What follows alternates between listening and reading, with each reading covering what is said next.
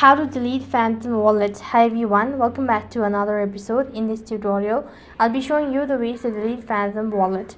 In order to delete the phantom wallet, you just have to follow the steps. First of all, you need to go ahead and open up a browser. You could also use an application. Either way, the procedures can remain the same. So unfortunately, there is no such thing as deleting your phantom wallet or signing out of it. What you can do is, if you're using a browser, you could just delete the extension and start creating a new one. So if I open it up into the desktop site, then you'll be able to see this sort of interface. So unfortunately, there is no such thing as deleting your account.